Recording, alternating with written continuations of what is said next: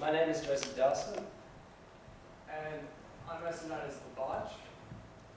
And I will talk about... Sorry, Joe, if you want to speak, wait, if you want to use the microphone. Yeah. Actually, we can use one of these mics. Yeah. That'd be fantastic. Fantastic.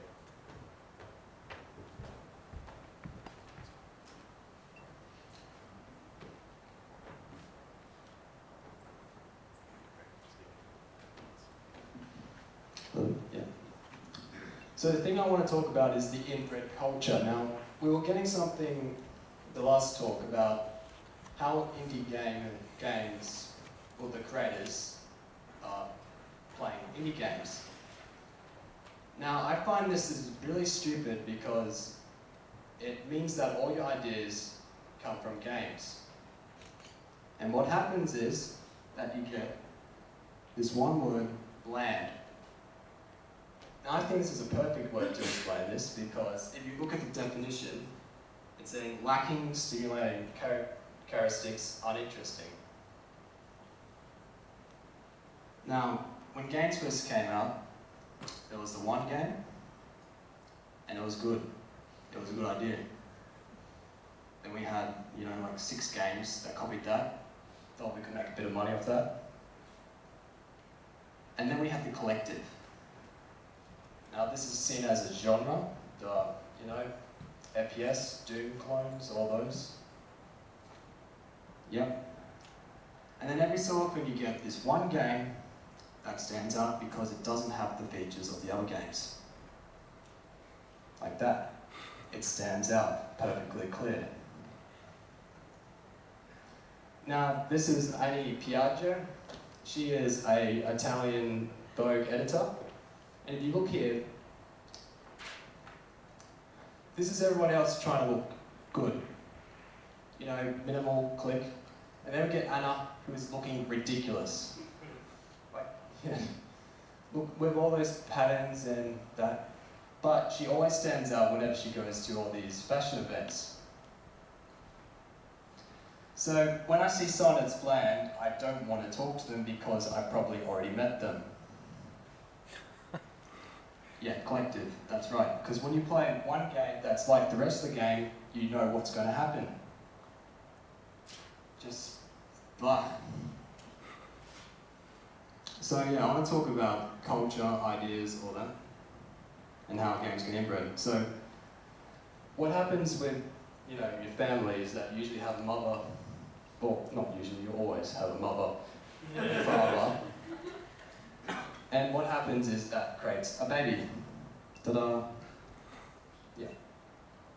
But what happens when you get people that are too close together with all the ideas, a sister and a brother, you get a deformed baby. Which, it doesn't last as long. Health benefits are going horrible. It's probably not going to last 10 years. It's a bit like how a game, if you make a boring game, it's just going to get forgotten, no one's going to even touch it. So yeah, what I want to try to get you by the end of this talk is to get you to get ideas from somewhere else and a bit of your culture and to make this glorious baby. So yeah.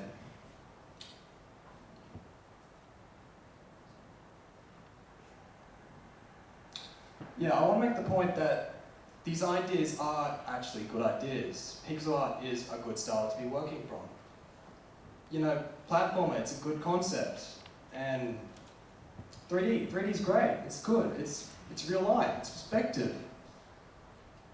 But if it's overused, it's just worthless. And this is the way it's always been, that one game always seems to break the norm, gets noticed, and everyone copies them. With the 1990s, you had Jazz Jackrabbit and Sonic, and all these games had all these same characteristics, and they kind of cancel each other out. So I want to go into more the science of why we need novelty, because it actually speaks to the human condition, why we actually like new things. So this is a study done on brain scans with novelty that users were tested in a brain scan machine where they'll display images of shocking things. Things like car accidents, angry faces.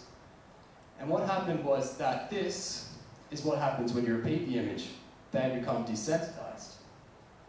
This is when you show them a new image. And what that meant was that this is just the brain checking, have I seen it before? And this is the brain responding to it emotionally. Which means, in short, the brain only registers emotion with novelty.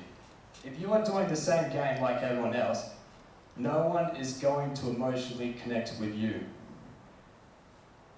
Yeah, meaning no novelty, no emotion.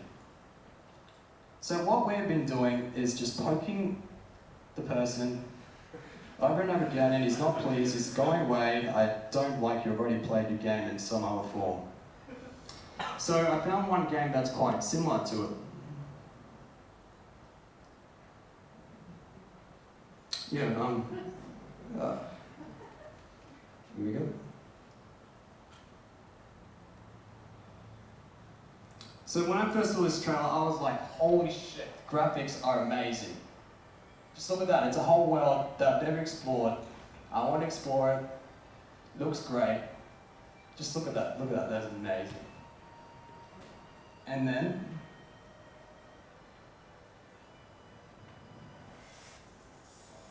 I started swearing because I was so pissed off. Another Sonic game. How many Sonic games do we have in this world? Like, Lots.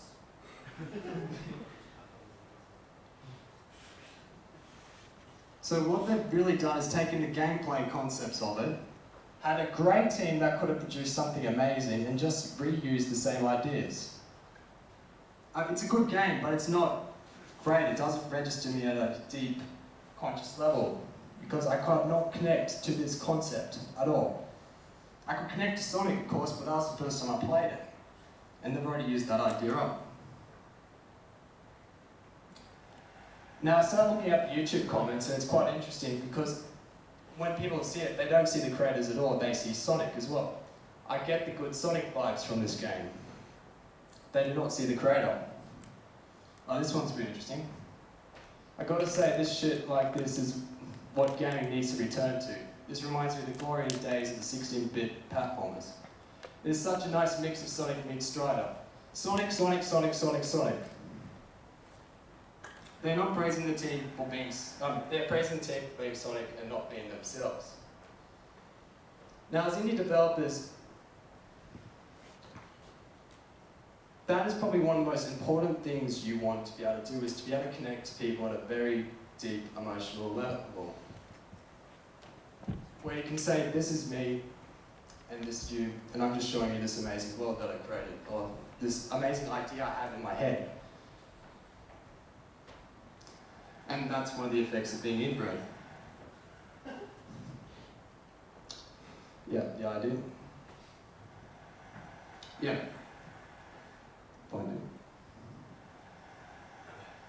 Now, another thing about these games is that the idea was created by people who are being bold. Like, the way they're pushing the industry is just being themselves. Just saying, I want to create a concept where someone runs really fast and does loops to loops and that. And that created the glory days of the 16-bit era. Now, it's interesting because why aren't we having glory days? I mean, we're smarter, we've got better hardware. Is it because we're just doing the same stuff over again? So if everyone made their own style in this room, there would be our own glory days.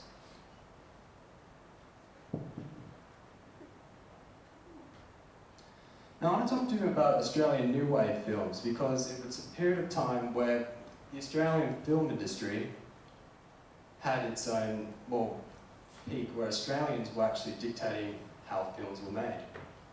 Now you probably know this as Crocodile Dundee, or the Mad Max series.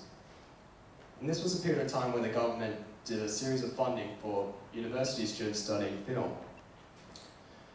And why it worked was because it was so different from the Hollywood films that were being produced. And that's because they didn't come from Hollywood culture, they came from Australian culture. They understood that the new waves, that they understood, well, they didn't really understand at all, they just were limited by their own culture, really. And that created something really new. So I'm going to talk to you about the cool edge effect. It's quite an interesting one I've come across. So if you get a male rat and a receptive female together, what happens is, of course, they get together and have fun. But the interesting thing is that afterwards, you know, he has a rest and will wait for another day when he feels randy. Yeah, so if you take that female away and put another one in, what happens is suddenly that rat is now energized and wants to, you know, and gets on again. But if you keep on doing this, what happens is that he will keep on doing this time after time again, taking longer and longer and he will keep doing this until he will die. Death by snoo-snoo.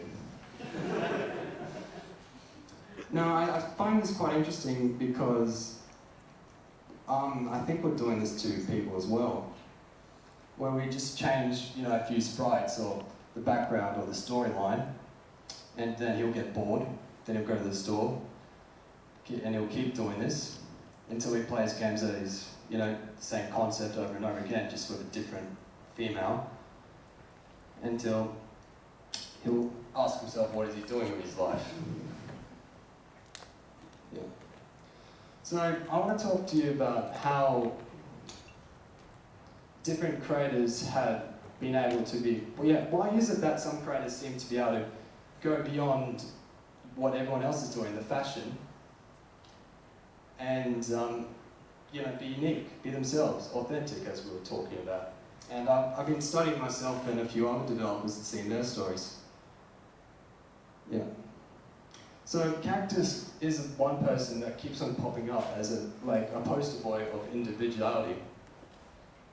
But you can actually see that his culture wasn't actually quite original, it's just quite a very unique mismatch of things, good genetics. And as I was saying, it's not quite inbred because all the ideas are coming from all different sorts outside gaming culture. So Cactus came from Game Maker Games forums, where during about 2006 and ended about 2009 there was the Game Maker art games with the La La Land series, and so the Johnny series, and finishing off with a game for 4-year-olds. So this is one of probably the most influential person on the work of Cactus, is the La La Land games by Bigot. Now I'm going to show you it because it is quite amazing how original these games are.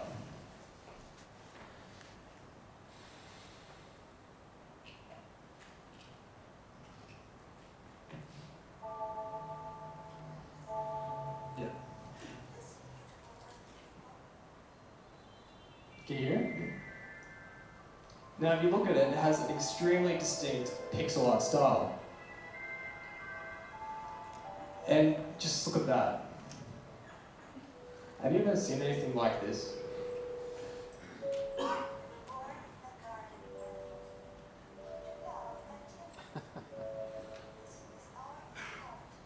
Okay, you can play it at home. There's about 5 of them, it's quite interesting. But you can actually trace this graphical style in every single one of Cactus's games, pretty much. Yeah, this is another one showing this style. Very pixelated and quite dirty. This is Ted's Wet Adventure, made by Cactus in 2006, where you can see him pretty much copying it, inbreeding, as I like to call it, the style, because he hadn't quite developed his own style quite yet. Now, at this one about 2007, you can see how he's using the pixel style and starting to experiment with it. You know, it's quite not as messy and makes more sense while using, you know, the resize here. You can see here in Burn the Trash, he's starting to use Atari graphics, but still getting the dirtiness of the La La Land series. Brave Karma Warriors. This is animated, but what happens here is you can see the trees are shaking violently, which we saw in the original La La Land series graphics. He's starting to experiment with the style, but also trying to refine it into his own. Ad nauseum. He's starting to get quite proficient at using visual effects quite well. Explosives. And then the Brain Dead Underworld, where he's starting to use the pixel art style, returning it, while using the Atari type platforms with the ×2 graphics. And this is when Cactus started becoming quite big in the indie world, because we had never seen such a stylish motion like this. Until you start getting a very distinct Cactus-like style. Now what happened is that with Hotline Miami, it doesn't look like his culture at all, the GMG art games. And that's because he met Dennis, his illustrator. He started working with him. He enjoyed Drive, getting music taste from that, and the movie Cocaine Cowboys. And what we can see that is that he understands that even though the graphics look choppy, he's learned from the Lala games that that's okay. It's still quite visually distinct. I'm starting to get the ×2 graphics here.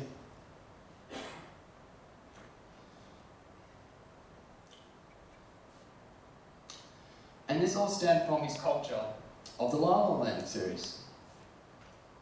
So it would be very interesting to see what would have happened if he hadn't played that one strange game.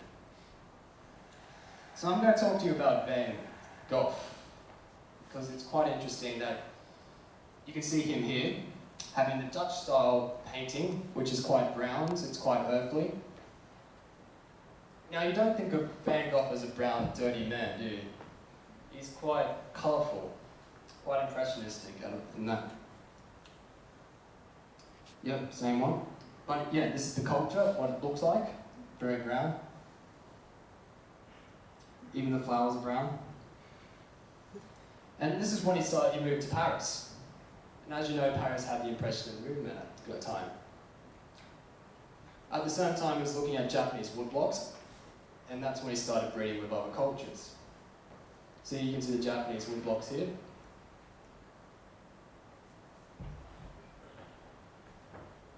And the Paris style. Yeah. Then that's pretty much him copying the style and learning how to do it. And then you get the Van Gogh style. So I find that a lot of indie game designers don't actually search out new ideas to steal from. And that they kind of just sit there and just wait for the next big trend to happen and then just use it. And I want to try to get all of you to look outside game culture by looking at other cultures. Because that's how I think you evolve as a creative person. So I'm going to give you my story because this took me about 7 years to find out myself. So this is a game by Darth Luffy, the cleaner. Darth Luffy is pretty much a god in Game Maker. And this is Barchboi by Random Games. And this is quite a good game because you just had unlimited ammo and you just shot things and it was lots of fun. Now what happens is my game looks something like this, where that sprite there is pretty much Darth Luffy's sprite, I just ripped it off. And you have the unlimited bullets and ammo. It was quite a fun game, but it's not good at all, really. And then I found that the people in Game Maker games form weren't actually good.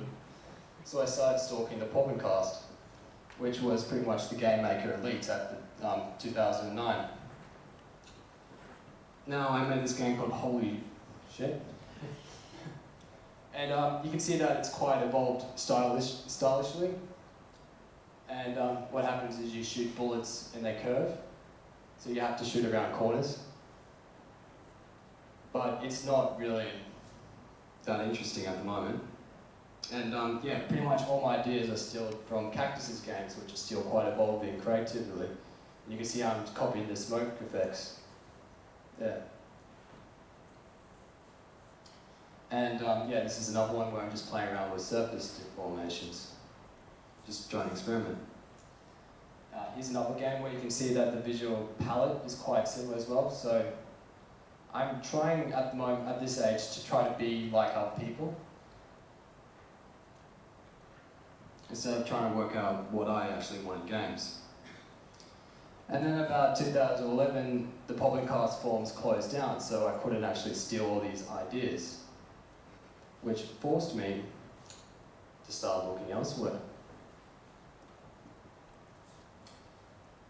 So that moment was probably an amazing turn of events because it was the first time I wasn't actually looking at indie games at all.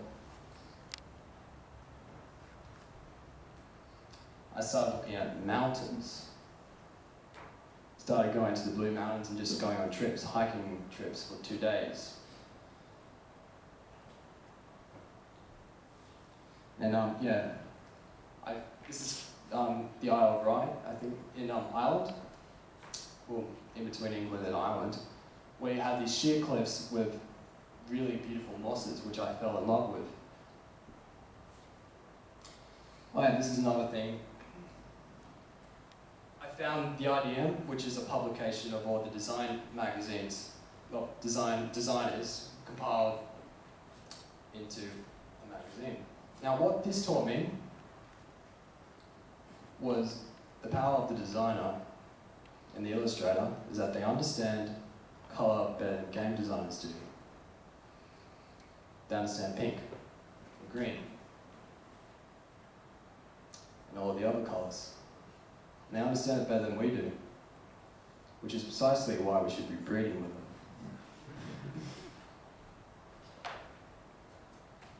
I started composing in FL, which was really good. Started giving me more freedom.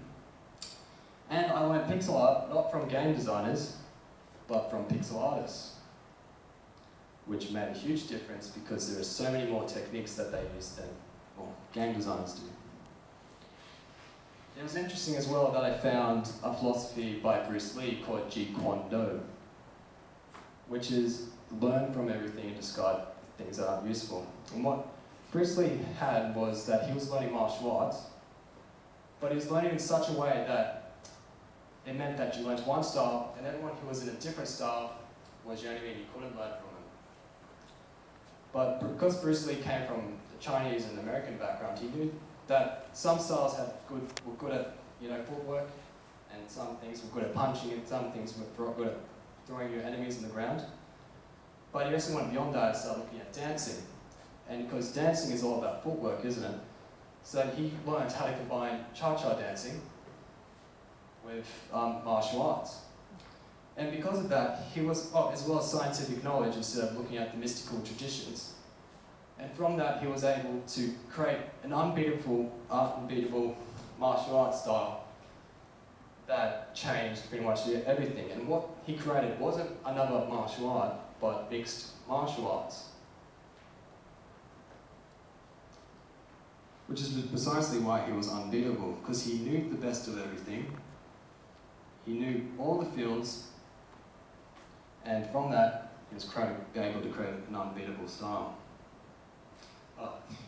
So as I was looking at, I found the whole War Dude subreddit, which is a lot of stoner images and videos, which it's a lot of cool stuff.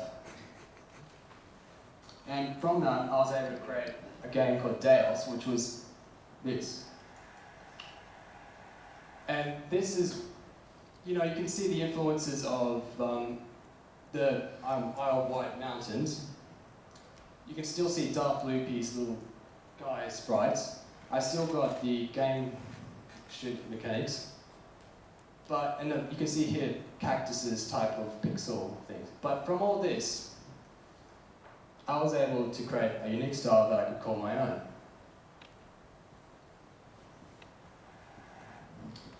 And this is another image that I learned from the graphic designers, that I could pull off quite interesting, elaborate images like this. So I want to reinforce that everyone should kind of seek out styles, and I'm going to tell you how you do it.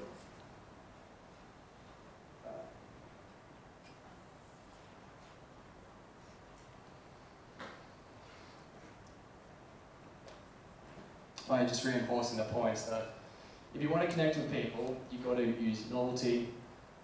Artistic development, as we can see, comes from exploration, and you should always follow your own taste over fashion. And artistic maturity isn't about trying to copy other people to be like them. We all see it in Minecraft that what happens is in Minecraft, you get 150 people trying to be Minecraft. And which is stupid because you can't be Minecraft, you can only be you trying to imitate Minecraft. You'll never be able to do it because you don't have Notch's culture, you don't have Notch's history of games.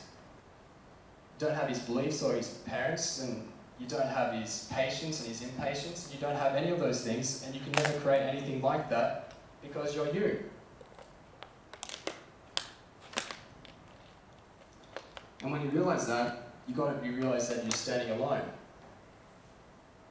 And that's the best thing you can do. So, if I did a PowerPoint with no influences, it would look quite like this.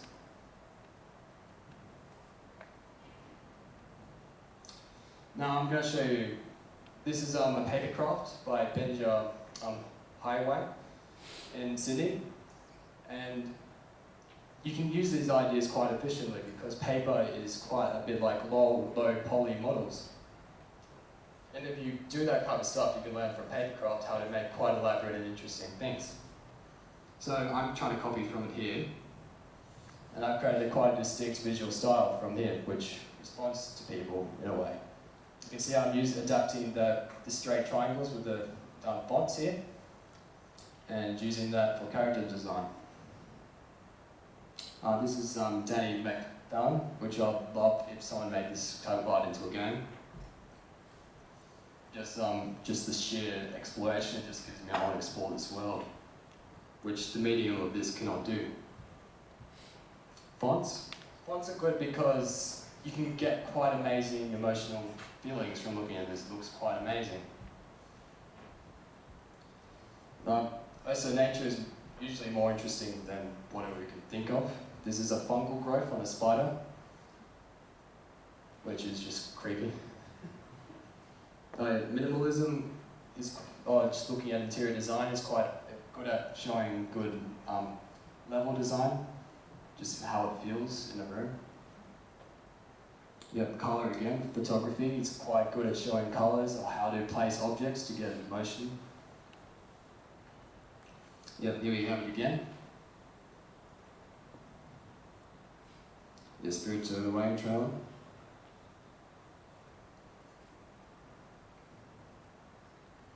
Yeah, modern architecture. Here's me copying it here. Quite an interesting style. Oh yeah, glitch art. Just playing around there. Yeah, Danny again. And then here's me using this style as a way of informing my own work. Oh yeah, numerology and astrology. It's quite interesting the amount of formulas they have for detecting personality traits, which I would love to see in a RPG instead of the usual roll of dice. So that's things I'm interested in.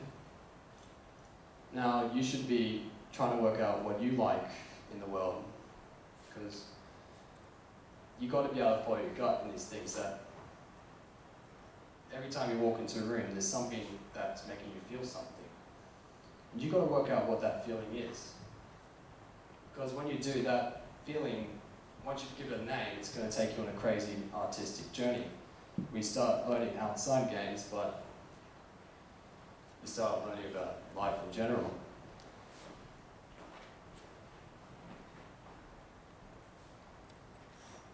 Oh yeah. Do we have time? You do have time. Alright. Oh yeah, Beach Explorer. This is a good example.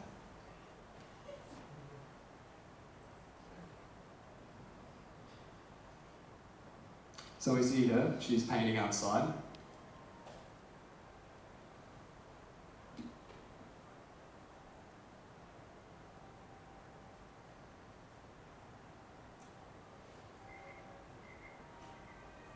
Yeah, and she's taking it directly from nature. And she's painting it like that.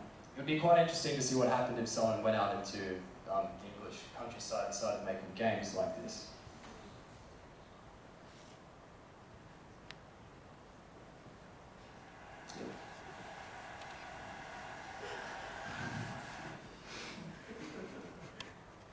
Oh yeah, so what happens is that there's a law of attraction, which states that at all moments of time you're projecting something about yourself that attracts people like yourself, but also gets rid of people that aren't like you, which is not good because it means that we get it back into that inbred culture where we start making tribes.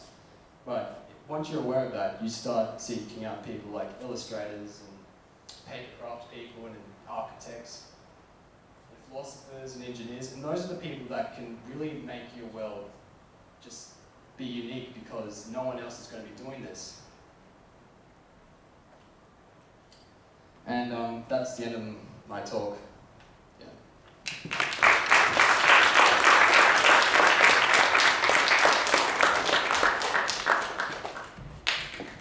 Thanks so much for that. If I could invite Josh back up on stage, I have a few questions, and we will also have a couple of roving mics, I think, for the audience. So if you have a question, please raise your hand now so I can just see roughly where that is. Okay, great. Volunteers here, you can grab these 2 mics and just pass them around. Thank you.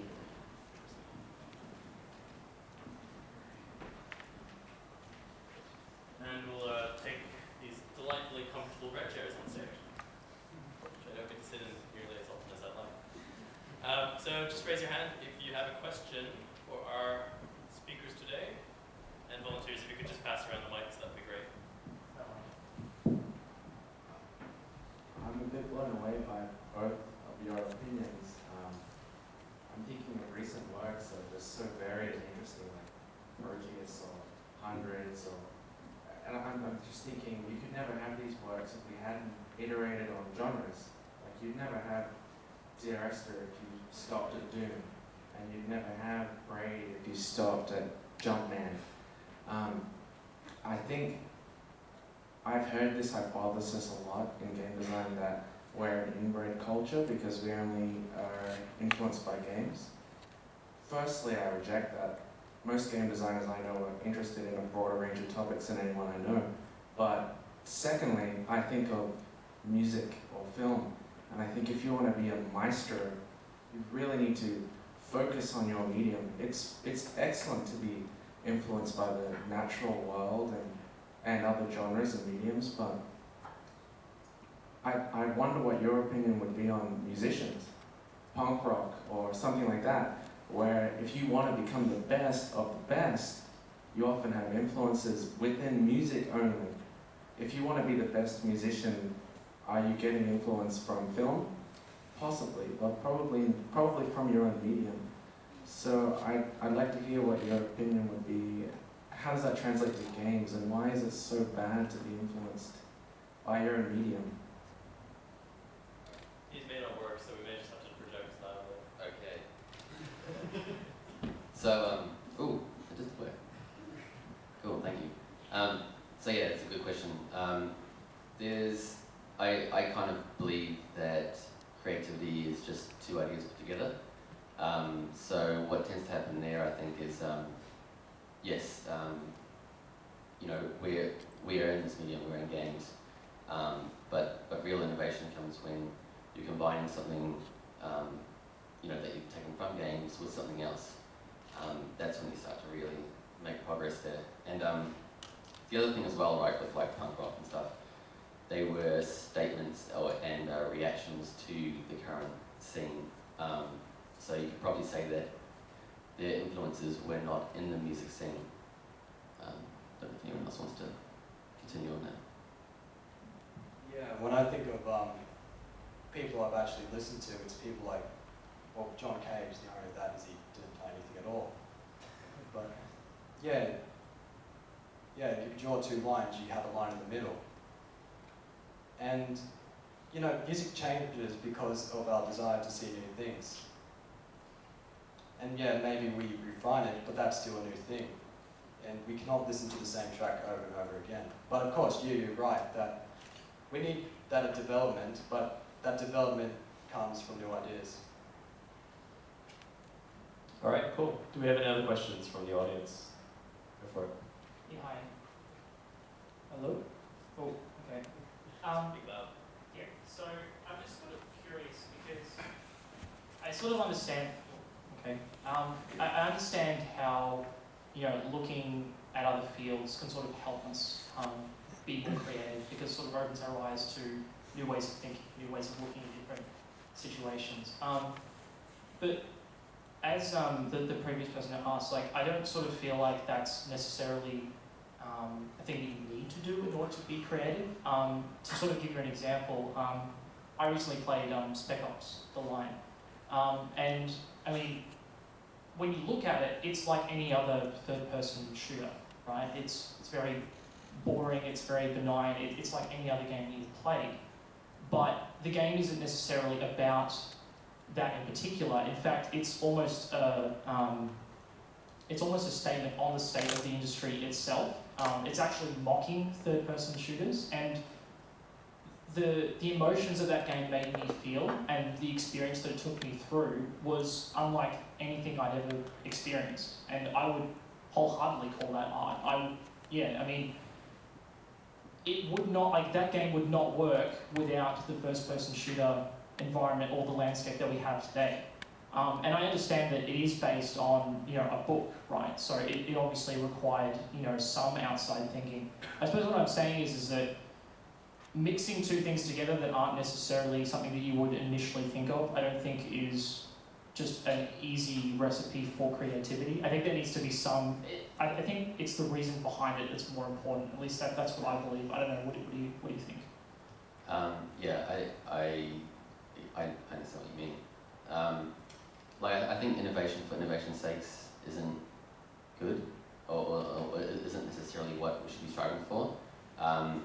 Your comment on Spec Ops reminds me a lot of Little Inferno, which a lot of people just did not get.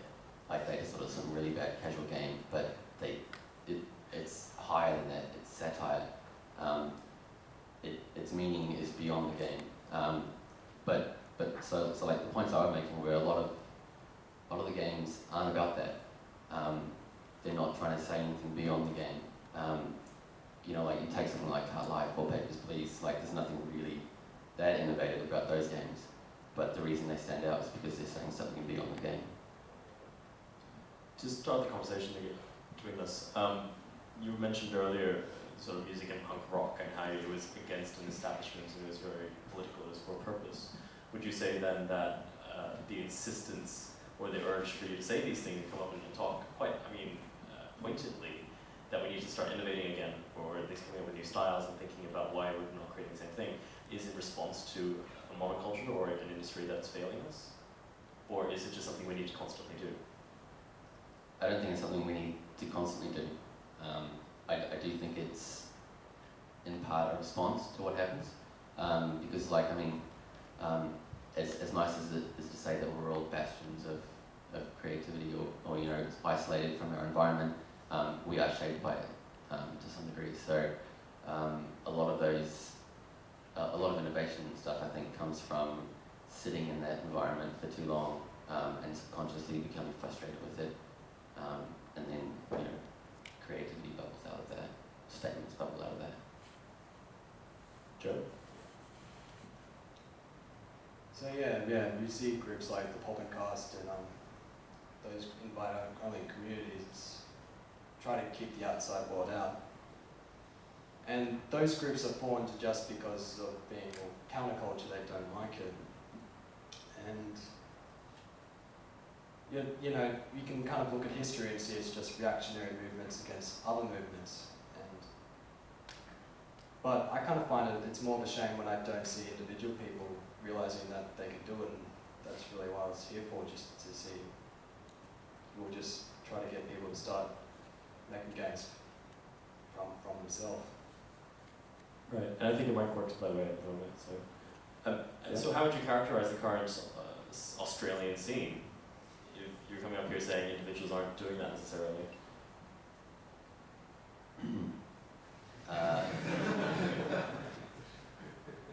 Because I personally find a lot of positives in it, like the fact that we have free play, the fact that we have some people Yes. here making amazing games. And I mean, if you've been to the Experiment Media, you'll know that the curated selection of games available in Australia is really diverse and exciting.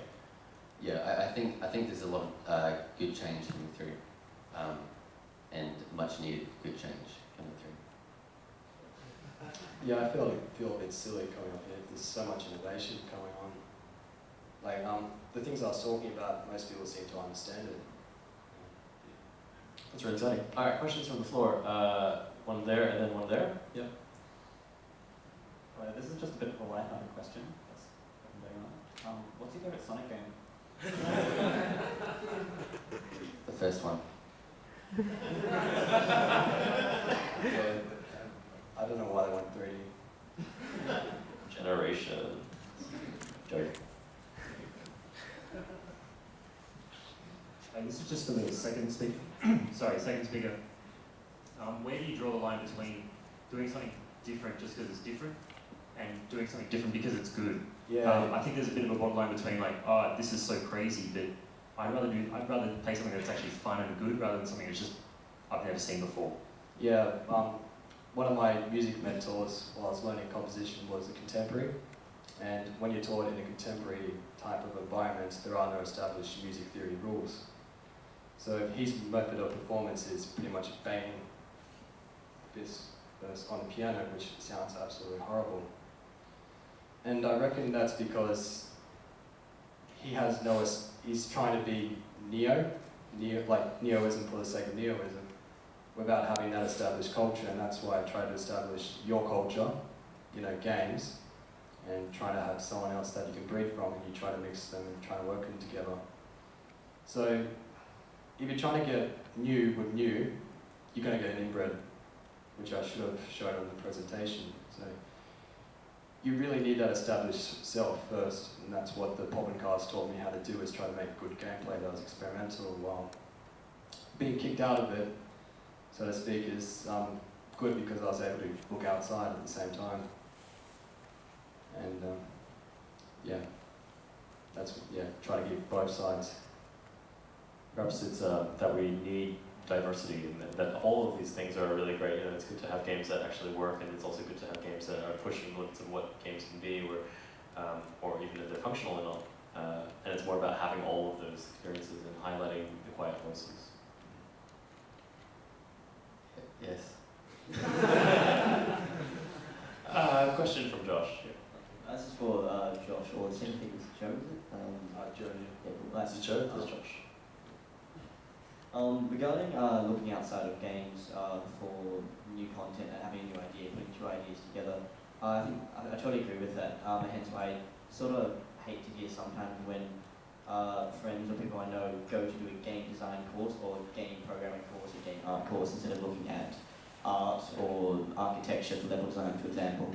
I think one of the best ways to get people to start innovating is through education. So how do you two believe the best way is to educate people to start innovating?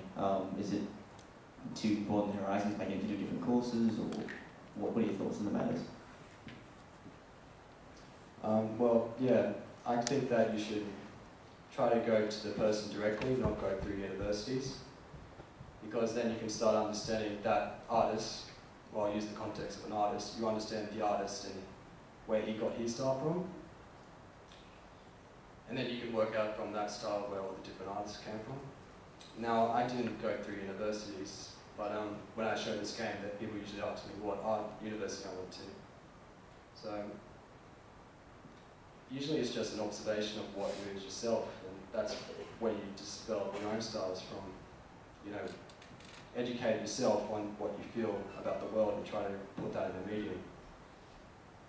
I think it comes down to not being lazy. A little bit like everyone complains, but no one does anything. So the best way to innovate is just to keep making stuff, keep failing, keep thinking about it, and just be really perceptive about your environment. You don't necessarily need to go out and do anything particular. You just need to be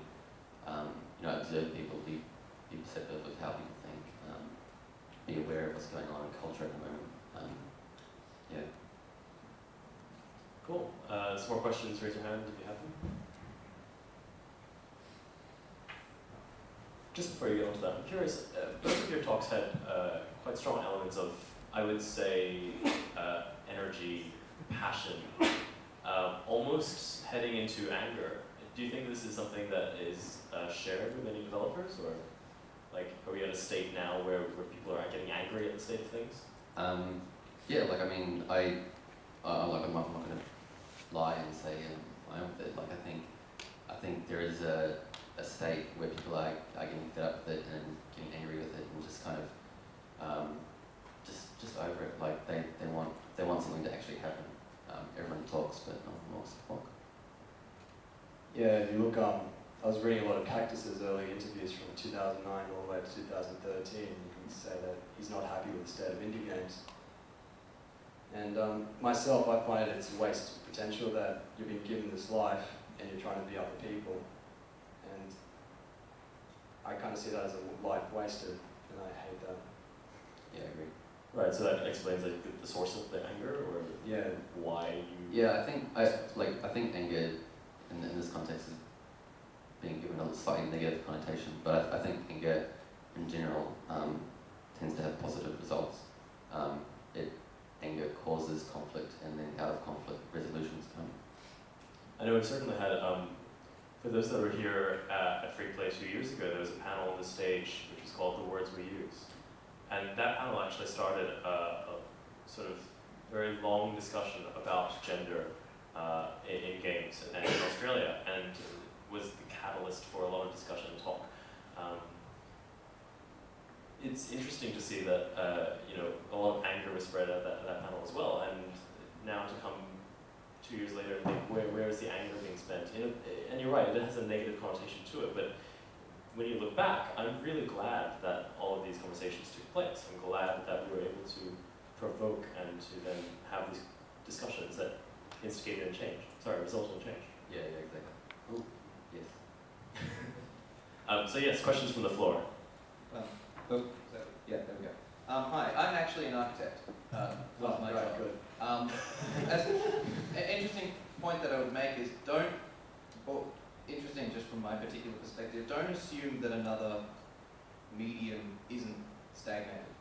From my perspective, coming to games, it's interesting to be in this kind of room and hearing these discussions happening, because I came from a world that is unbelievably stagnated. And what games are doing, and part of the reason why I'm here, I hope none of my professors or anything can hear me, slagging on, feels very fast in comparison to where I came from. And when people pick up bits and pieces from other mediums and whatnot, the people that you work with can also be stagnated in ways that you don't expect. But picking up bits and pieces of other, I think sometimes it's not as simple as simply stating, I will combine something from over here and I will combine something from over there without understanding what underlied it or where it was coming from. Which is to say that the decisions that you should make, or the decisions that I try to make, or that I think people should be making, is to sit down and actually be thinking about why that they're trying to do it, rather than just trying to find something else. Yeah, I mean, I completely agree. The comment about creativity being from two different ideas tends to be what we see when we look back. When we're actually in the heat of it, it's a long, arduous, painful birthing process that just takes a long time. And I think stagnation is relative. Yeah. And yeah, when you get those ideas, usually, if you have a shallow knowledge of those ideas, the way it might have appeared to some people is that it was quite shallow, just grabbing all up, that's colour red, colour blue, purple.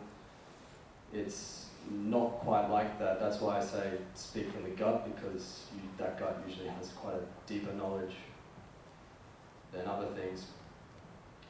But yeah, you're quite right that you can't just grab ideas, you need to actually have a great understanding of what it is.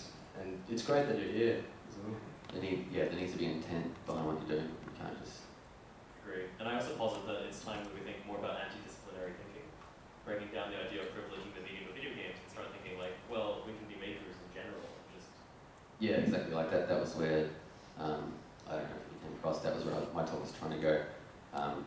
You know, cast aside those roles that we assign ourselves, because all it does is put a nice little comfortable excuse around us for not to do everything we can. So Josh, you come from like a really interesting background because you were with EA doing Spy Mouse Yeah. for a while, and that's sort of a AAA background. What made you move to what you're doing now? Honestly, like I just started to get depressed. Why? Like I just felt like what I was doing wasn't making a difference. And so I did something about it. Fair enough. I think we have time for about 2 more questions from the floor, so raise your hand. I have a question for Joe. You're talking about drawing upon different mediums and ideas to sort of enhance your artistry. Would you take that step further and collaborate with someone outside of gaming to enhance what you're doing in gaming? Would you go that step further, do you think? Yeah. Like if you think of the top indie games, besides Minecraft, it's usually when they've brought other people in as well. Like if you think of Braid, it has a very distinct visual quality. And at the same time, you have a sound designer that added so much atmosphere that you can just play the game alone with just the sound of it be beautiful. And if you think of all these games, it usually comes from a multiple team of disciplinary areas. And if you think